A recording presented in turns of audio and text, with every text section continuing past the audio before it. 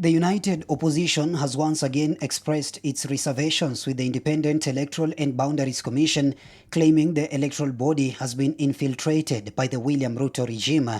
Kalonzo Musyoka has raised allegations that IEBC Chief Executive Officer Hussein Marjan Hussein is on President William Ruto's payroll.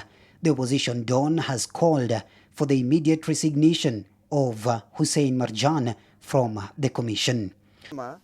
Kwamba chini ya ulinzi wa huyo CEO aitwa Marjan, CEO wa IEBC, ambaye mimi nilikuwa katika NADCO, kumbukeni NADCO committee, pamoja na mjumbe wa hapa Malindi, tulikuwa pamoja wanachama, na tulirecommend huyu mtu Marjan hatua yake asije akakaribia 2027.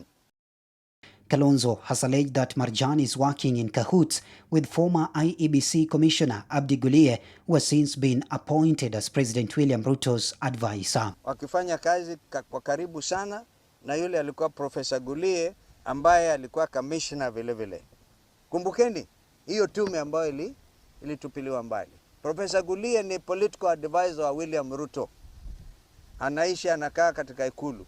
Yeye ndiye anapeana amri kupitia Marjan on how to extend the contract.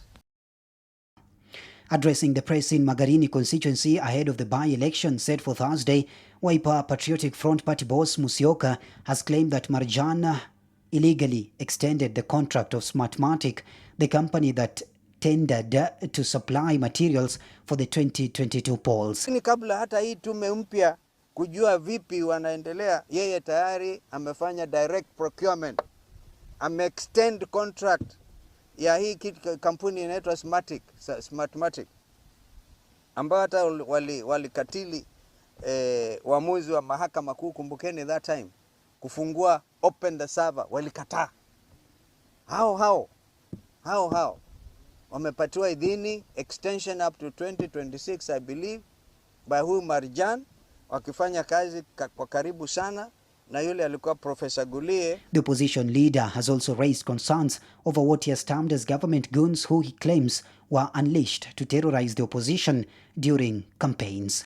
Tunajua katika stronghold ya Bwana Kenga waje wapige vurugu kule, tear gas nini, watu wakimbie. Kama ile ya jana, kulikuwa haja gani kupiga tear gas in Narok jana? On a scheduled campaign rally, polisi wanakuja wanatumiwa kutupa tear gas na kuharibu na hata kuleta hali ya kutatanisha na wananchi kuhofia usalama wao.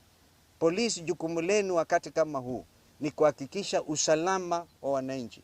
Kama mwananchi atatoka kwake nyumbani, akisha malizana na hizi kioski hizi zinaletwa unga usiku nini yote hiyo, aende kwa utaratibu, aende apige kura yake. Elvis Omondi, Newspoint.